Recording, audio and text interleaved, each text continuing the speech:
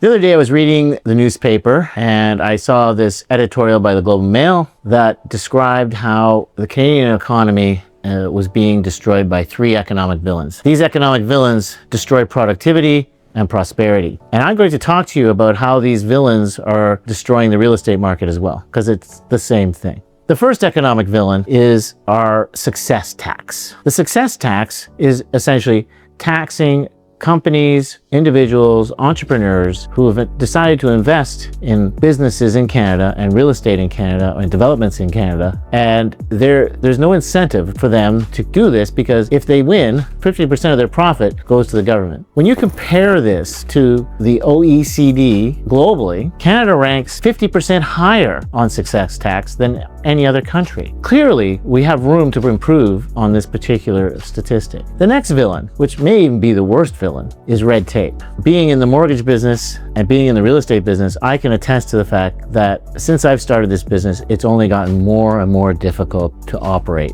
through all the regulatory environments that we have to deal with, and the fact that land and real estate developments take longer and longer, and there's more people involved, and there's more hoops to jump and more groups to satisfy. This red tape has increased since 2006 by about 37%. That's about 1.7% of our GDP annually. That is insane. In 2006, we were 1.7% better on GDP based on just this one statistic. So clearly we can do more on the red tape. The last economic villain you're going to find very surprising, especially in our environment of tariffs. We think of Canada as an open, free trading country, but we're actually the most protectionist country, one of the most protectionist countries in the world. We're ranked 75th in terms of investment openness, meaning we don't allow foreign investment in our country. That is a consistent theme throughout the Trudeau family. They did the same thing in the 70s, and now the Liberals have the same position. So we definitely need to improve allowing foreign investment into our country.